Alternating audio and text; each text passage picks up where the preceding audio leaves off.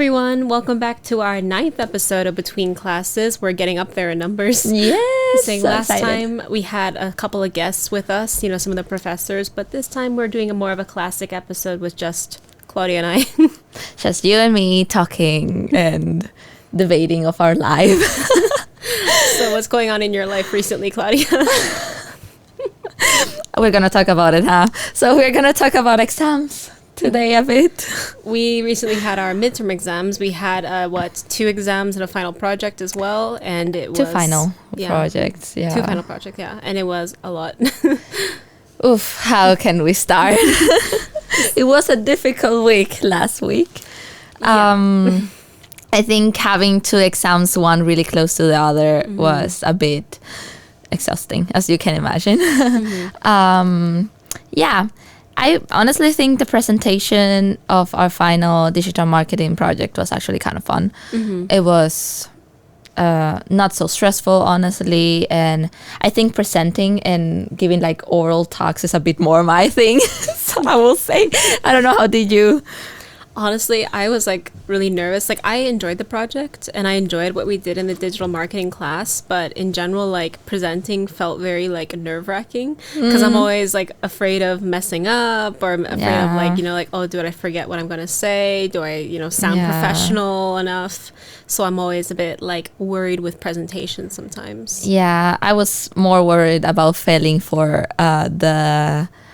the English exam that we had. Funny wise, for the English exam, I was, oh Lord, I was so stressed. And if you can believe, I was also stressed as a native English speaker. I was like, what do I have left? He's so be stressed about it. It was a lot of work because we had we had the exam to study for, we had a paper to write, we had also to do some quizzes, we had to do homework. It was just one after the other plus the other classes as well, if that was for one class. Yeah, no, it was definitely scary week, you could say, matching kind of Halloween, but Halloween was already so long ago, and it was kind of scary, honestly. Tell me more about like how you felt up to the exam and up to submitting the papers. Like, were you feeling nervous? I was so nervous for this exam. I was so nervous. I actually felt horrible after doing the exam. Really? I felt horrible. I felt as if I failed, which I don't know yet, but I felt as if it was one of the horrible, most worst tests I've ever done in my life. Really? Oh, yeah. Why is that? I think it was because I felt the time pressure. And it made me so nervous at the end. And at the end, I was already like, wait. And yeah, I think after that, such high level of worry and stress, you kind of crash down. Yeah. Like there's no other way than going down after that. But I think being scared of failing is normal. It's normal. Like for me, like during the exam I felt okay actually, because it was like going through it quickly, but beforehand I was so like nervous and stressed and like studying and practicing, and I was just at this mindset of like, what if happens if I fail? Because we have at FH we have like 3 chances to take an exam. You have the first chance, and then you have a redo, and then you have the final chance, which is like a panel exam where you have to do an oral exam. And if you fail, then you have to redo the program actually. Yeah. So that is always at the back of my mind anytime we have an exam, because I know it's not like super likely that I'm gonna have to fail everything. Yeah. But there's that fear of like, man, what if? Yeah. And that's a killer, really. It is a hard feeling or emotion to overcome, honestly. But I think it's part of our nature to be afraid of failing. It's part of being human, I believe. But that doesn't necessarily mean that we have to be controlled by it. I think necessarily failing is not the end of the world. So like for me, like I'll open up here, but I someone who I have anxiety, so like fear definitely takes like the reins for me a lot of the time. Yeah. And I know like at the end of the day, like I'm probably gonna be fine. Yeah. And I know like I study and I know that I do the work, but that is always something that's like in the back of my mind of like, man, like what if you fail? What if this happens? But really it is like, you know, these are thoughts we can't really listen to. Yeah. But I'm curious to know, like, how do you cope with the idea of failure? Like, have you ever failed before? Oh, I definitely have. I have definitely failed before. I think recently, for example, I failed, I think, the first try of accounting. Mm-hmm. Like, the 2 times we had accounting, I failed the first exam. Mm-hmm. And it feels bad. Yes, it does. It is, you do feel like it is the end of the world, even though it's definitely not. It's definitely not the end of the world. And in the second try, I was like, okay, I have to really study more. I mean, it's not a thing of studying more only, because I did study a lot for the first try of the exam. The thing is that I think for me it was a lot of things at the same time, because we also had like, was it 2 exams also with accounting in the same week. Yeah, we had like accounting and controlling. And there was something else. I honestly don't remember. I'm so sorry. It's a blur. Everything is just blurred out in my mind. So I did feel like it was maybe it was my fault. Oh, I didn't do good enough. But that lasted, and honestly, quite short, because the thing is, we are not all good at the same things. Mm-hmm. We all have different type of intelligences, and that's totally okay. I'm just not good at math. What can I do about it? But in the second try, I was like, okay, we're gonna do this. There's always the fear of, what if I do a bit wrong? Mm-hmm. What if I also don't make it this time? But I think it is totally possible to overcome the fears once you try to understand what is going on in your mind, what is going on with you. Because I normally go like, okay, yes, I'm afraid. I understand that this is something that can happen, but it doesn't necessarily mean that it will happen. Right. It doesn't necessarily mean it will happen. I have to admit to myself, okay, I'm stressed, I'm worried, I am thinking about this, but I will just accept this. I'm feeling this way. That doesn't necessarily mean a bad thing. Yeah. I accept this, and when you accept the emotions and the feelings, they're easier to go away. Like, it's like a river. I kind of imagine my emotions as a river. Yes, I'm feeling them. I acknowledge the river. I know it's there, but I know it's flowing at some point.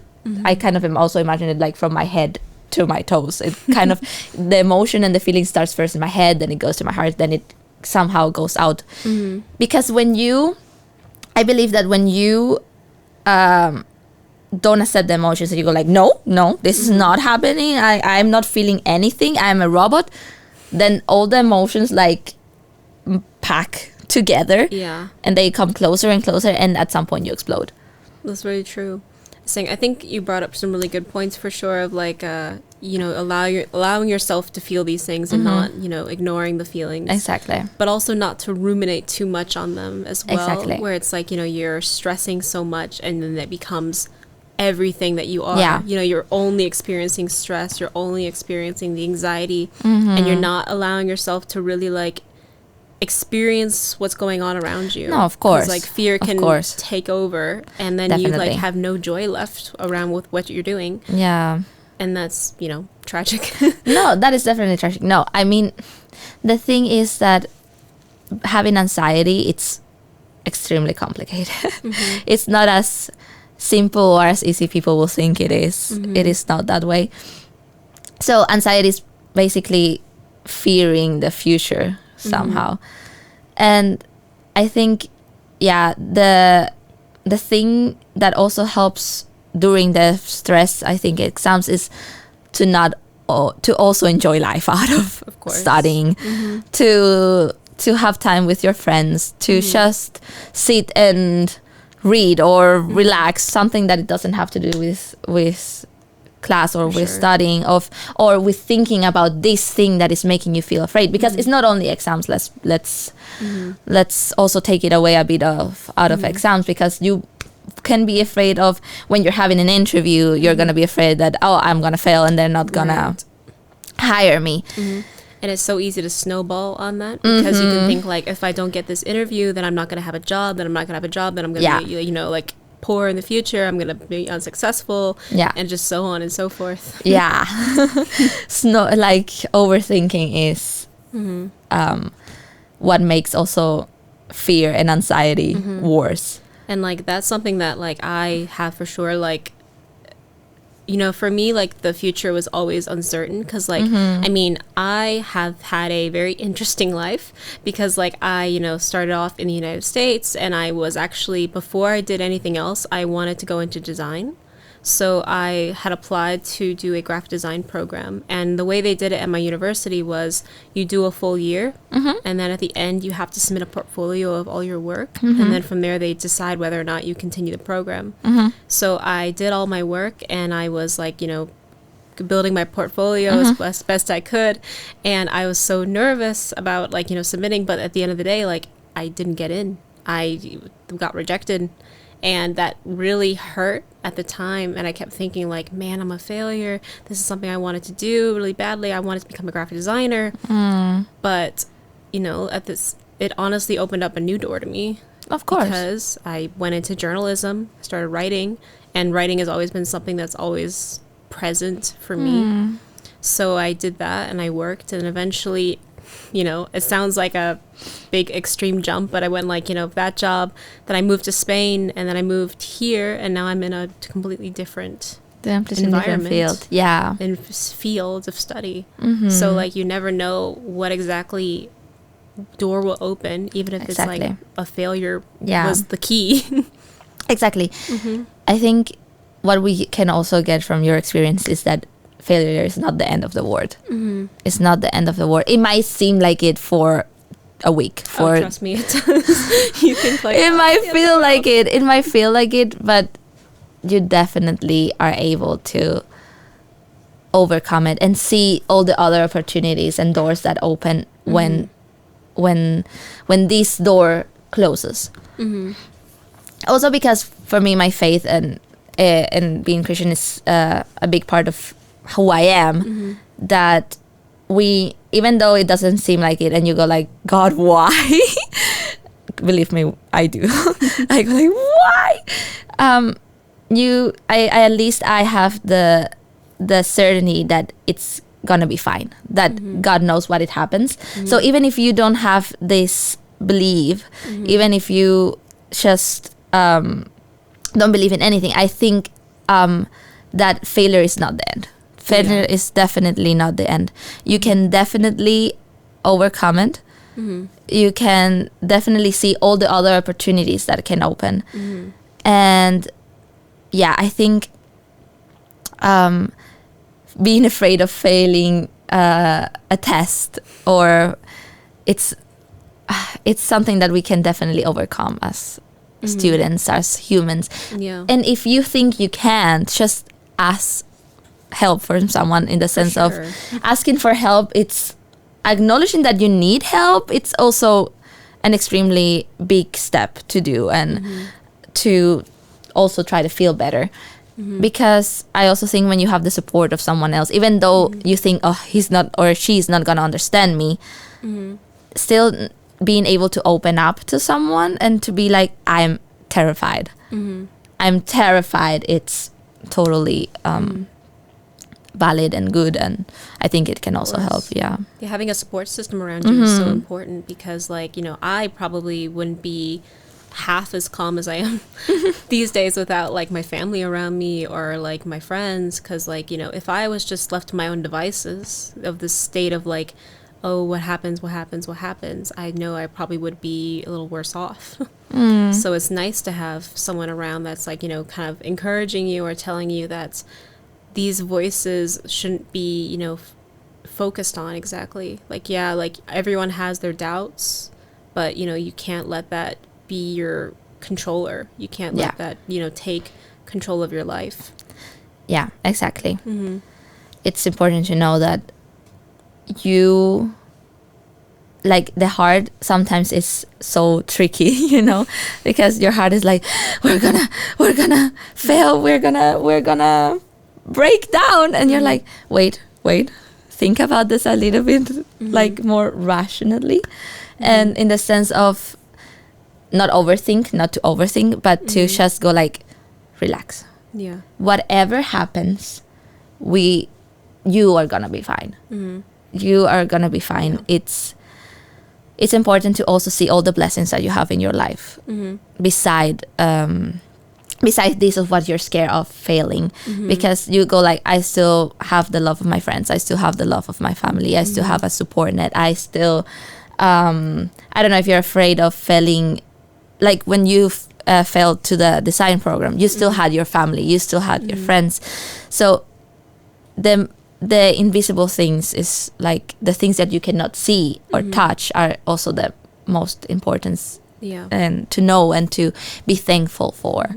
And I think in a similar conversation, a fear of failure also comes with a fear of trying. You know, I feel like if you're so afraid to fail that you don't necessarily want to try something, and that can also be, you know, devastating if you don't open up to new experiences or to new pathways that your, you know, life will take you.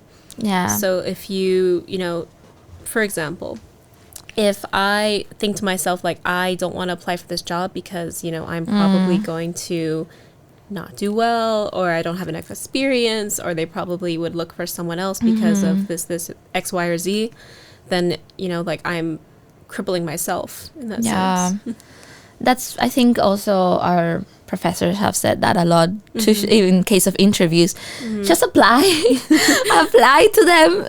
It doesn't matter if you think you are qualified or not, apply. And I think, what you said of trying, it's really important. When I was thinking about being an au pair from Cuba to somewhere in Europe, my plan was somewhere in Europe. I think I applied for so many families, so many families, and I was like so worried of why doesn't it work, and why doesn't it like go forward, and so on. And then I found my current host family, and God knows that we are perfect match for each other. So I think also trying, it's as long as possible is saying. Out of curiosity, was it always your plan to become an au pair? Like, did you have any other, like, I guess, goals, directions, or was this like you wanted to do this the whole time? No, so I was actually studying psychology in Cuba. My plan was, when I started studying psychology, my plan was not to leave Cuba. So I was planning to stay, graduate, start working as a psychologist, and so on and so forth. But then after COVID and after studying again, the economy in Cuba was terrible. We will not get deeper into this subject because Claudia gets stressed about it. That's another podcast. Maybe. I don't know. Tell me in the comments if you want to hear. Please not. And the economic situation started getting worse, and I started working. So I was studying and working in a hotel as a receptionist. Oh Lord, never again in my life. Oh my God, never again. So many stories I have from there. And I was getting so stressed and so anxious, and I was having a bit of anxiety attacks and so on. And I was just at some point like, I need to leave.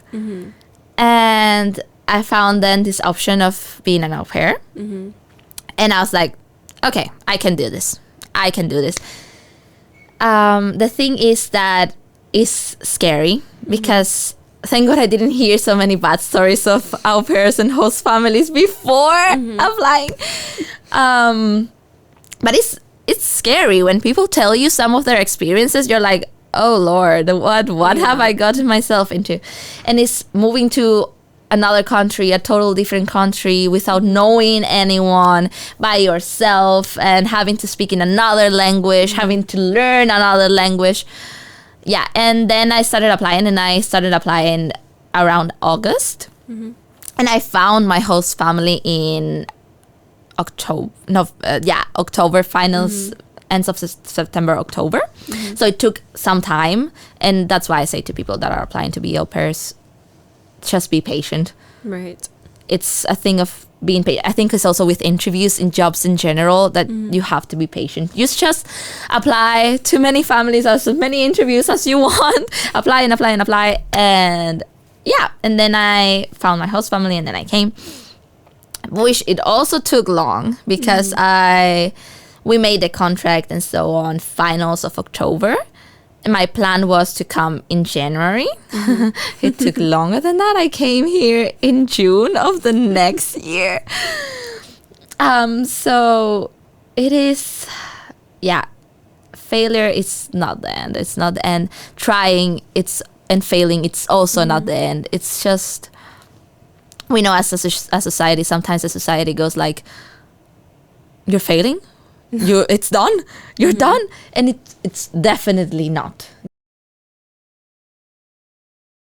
To have this mindset of like always go, go, go, and never fail. Yeah, no. Especially in like in many industries where you're expected to be agile and always, on top of things and always, go, go, go. It can, seem like you can't fail. Yeah. And so, how do you cope with that idea? How do I cope with this idea? How do you cope? I cope with one day at a time. One day at a time, and we see how things go, really. Because, I think to myself, like, the degree that I'm in, digital marketing, there is, again, as I said, like, the agile flexibility sort of mindset, and always having to, like, be on top of things, and to always, like, work constantly, really. But like, I just have to think, like, take this step by step. Yeah, exactly. I think that's the best thing to do. The best thing to do is just think one day at a time, maybe even 1 week at a time, or so on. Because I think when you burden yourself with this in a month, in 2 months, in 3 months, in 4 months, it's not good. It's not necessary, because you're just overthinking. You're just worried about stuff that you don't know how it's gonna go. You don't know how it's gonna what is gonna happen. How is it gonna evolve, or so on. Maybe you don't have to do it then in 4 months. Maybe you don't have to do this project that they assigned you in the company in 4 months. But I think taking one day at a time, and every day has its own worries. So yeah, for sure. Worry about the worries of today. The worries of today, the small and the big. The small and the big. And yeah, I think it's really good what you said of taking just one day at a time. Trying at least to take one day at a time. It's really important to try. I think overall, it's like the fear of failure and the fear of trying are intertwined, but you should not fear trying out of fear of failure. Definitely. Look how far we've come with trying. Look how far, we're on this couch right now just talking to you.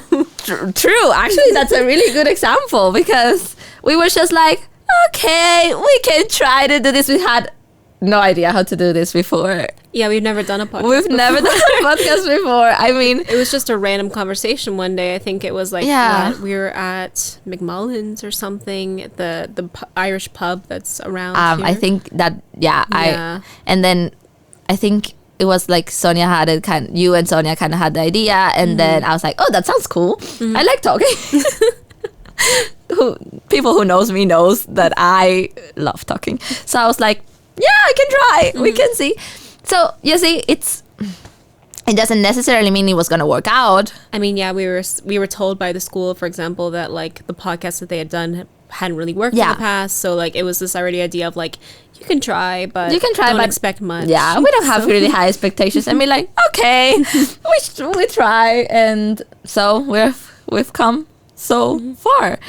And if you're listening, thank you for listening. Yeah, thank you for helping us, grow this little podcast. Exactly. It's thanks to all of you who watch us and listen to us, and that we are also this far. And yeah, and who knows, this podcast could open doors in the future. You never know. Definitely. It definitely can. I think never stop thinking big at some point, because dreams or your ideas or your wishes can come true. Maybe not. Yeah. But maybe what if they do? And I think we should not stop. I mean, it's hard. Nobody's saying it's easy. Nobody's saying it's easy. For us, for me, it's not easy to overcome the fear. But to hold on to what I believe and to what I think I can accomplish, it's helps us to keep going and to also be happy, because